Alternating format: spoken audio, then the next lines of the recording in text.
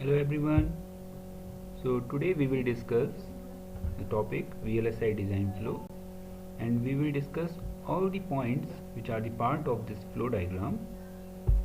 So before starting this, the question is why VLSI design flow? What is the requirement of this?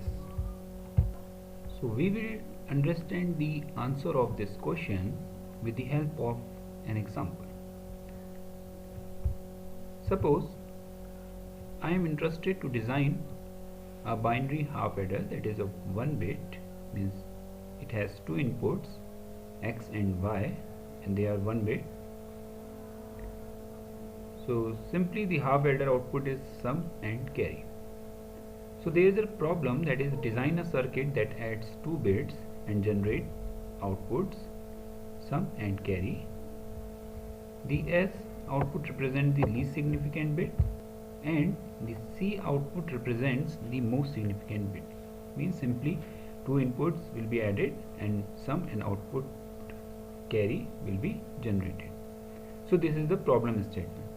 So the second step is, now we have to define the architecture. So for this we have two inputs X and Y, two outputs sum and carry, and we all know that for two inputs the possible number of outcome, the possible number of combinations are 4. So these are 0 0 0 1 1 0 and 1 1. If we simply add X and Y, then these are the outputs, these are the sum, and these are the carries. So this is the second step that we have to follow for the design of half adder. Now with the help of this truth table we have to find out the logic expression. So with the help of K-map, or simply by seeing this combination of A and B, we can write the logic of this sum, and the logic for the sum is AB bar plus A bar B, and for carry the logic is AB. So in third step, in this step we have find out the expression for sum and carry.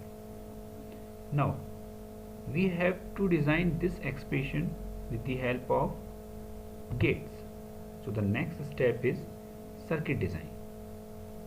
So for designing half adder there is a requirement of one XOR gate, that is A XOR B, and an AND gate to represent carry, that is A dot B.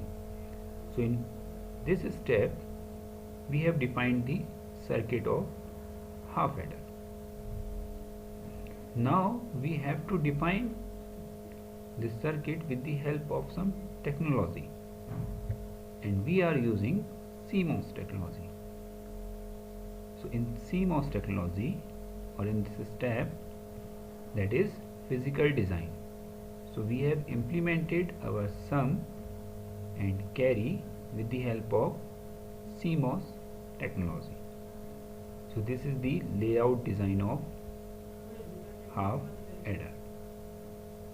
This A and B two inputs, sum and carry, two outputs.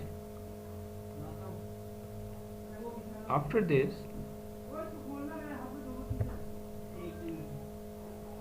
so after completing the physical design block, we have to verify the function of this circuit, and for the verification of our circuit we have to follow some rules, and there are some steps. We can say them: design rule check, electrical rule checking, layout versus schematic. They all are the part of physical verification of the circuit. Once the circuit is tested by the experts, now it is ready for the fabrication units.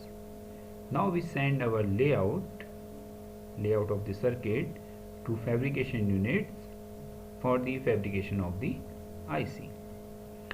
So the next block is fabrication. After fabrication, the IC is then tested that either it is working properly or not. So after testing of the particular IC or particular circuit, it now move to the next block, that is the chip. So inside this chip we have our circuit. So this VLSI design flow can be understood with the help of these blocks. So first we are taking the example of half adder. So in first step we have defined our problem. That our problem statement was that we are interested to design an IC for half adder, and we all know that the architecture defined of half adder is that it has two inputs, two outputs. So it is for half adder. But if we consider large circuit, as we are talking about VLSI, that is very large scale integrated circuit, so we have to take a number of inputs, and for a number of inputs there are 2 to the power n combinations. So if we have two inputs, suppose n equal to 2, then 2 to the power 2, that is 4. So for two inputs there are 4 combinations. If we have n number of inputs, then there are 2 to the power n combination. So for large inputs of very large circuits, we have to follow some rules, or we have to follow some hardware descriptive languages, and these are VHDL or Verilog. So in these languages, in hardware descriptive languages, we define our circuit, or we define our structure, behavior of the circuit, and then we move to the block logic design. We define, or we extract the logic of our circuit. Then this logic automatically converted into circuits, and these circuits then with the help of layout softwares can be converted into a physical design.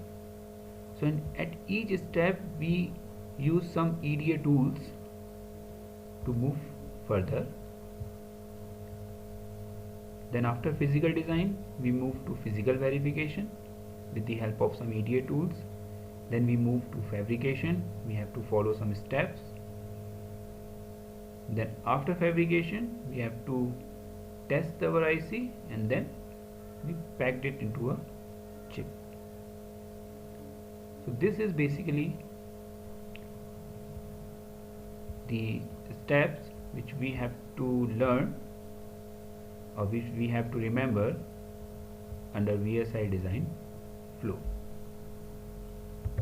So in summarized way we can say that VLSI design flow and the various steps within the VLSI design flow have proven to be both practical and robust in multi-millions VLSI design until now. The VLSI design flow has a dedicated EDA tool that covers all the aspects related to the specific task perfectly at each step. So this is all about the VLSI design flow. Thank you.